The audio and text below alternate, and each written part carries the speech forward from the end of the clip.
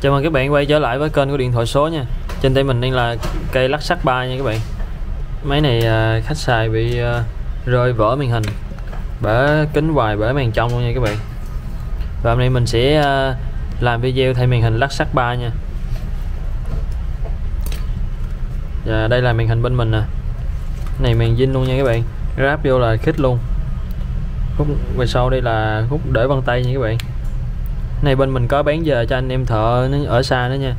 Anh em có thể lên trên Shopee á, để mình để đường link trên Shopee ở trên, rồi ai muốn mua thì mình lên đó mình đặt nha.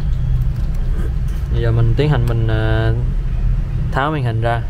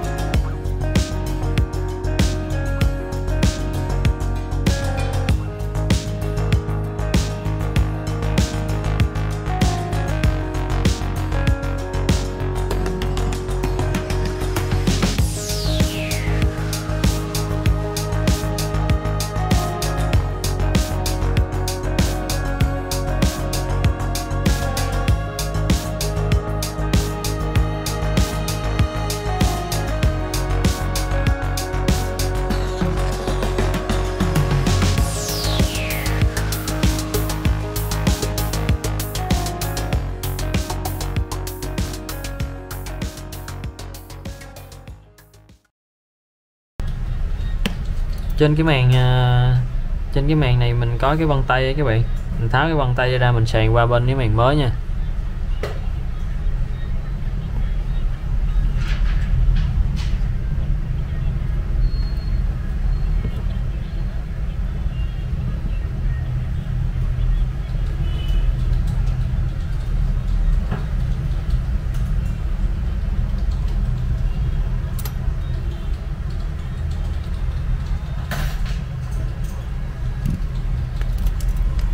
Vệ sinh cái sườn lại nha các bạn, vệ sinh cho nó sạch để mình ướm cái màn mới vô, mình test chức năng rồi mình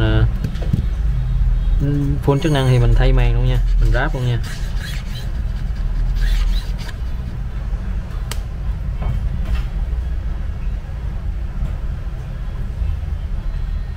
Máy cây lắc sắt 3 này nó có 2 cục pin nha các bạn.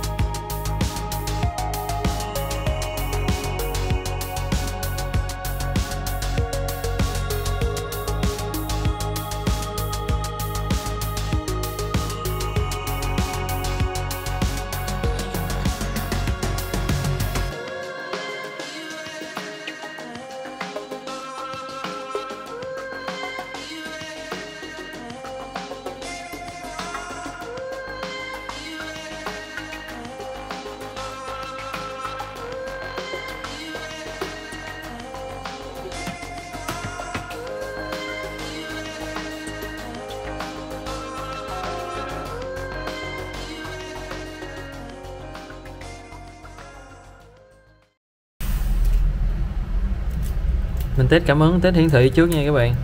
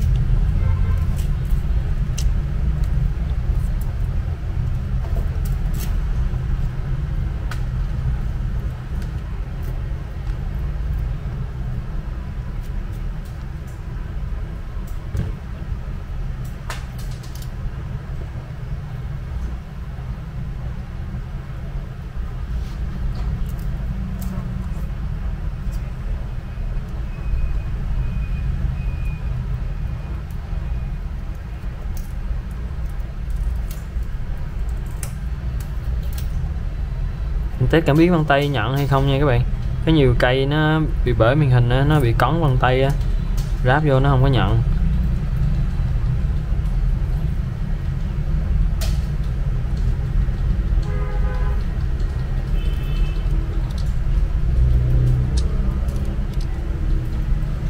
Này vân tay rất là nhạy nha các bạn. Bây giờ mình tiến hành mình ráp máy luôn nha.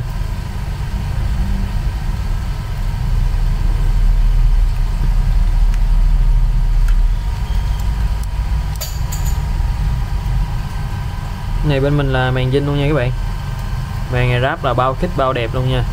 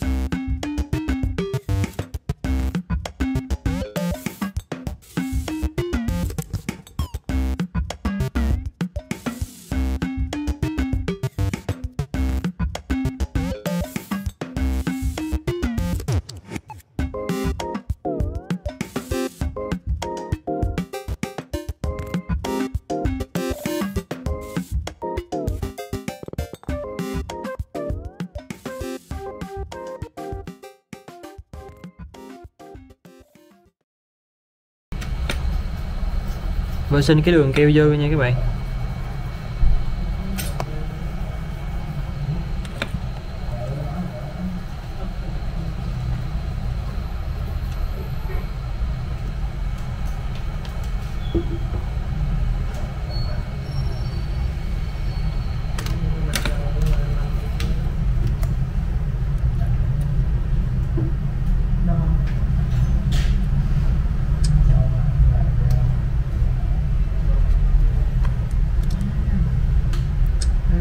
Và sau đây mình đã hoàn thành xong clip thay màn hình lắc sắt 3 nha các bạn.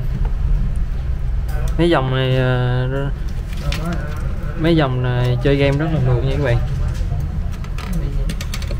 Và bạn nào có nhu cầu thì thay màn hình hay sửa chữa ép kính gì thì cầm qua bên mình nha. Bên mình có nhận sửa chữa ép kính thay màn hình tất cả các loại smartphone nha. Các bạn linh kiện đem về nữa. Cảm ơn các bạn đã theo dõi và xem video. Hẹn gặp các bạn ở những clip khác nha.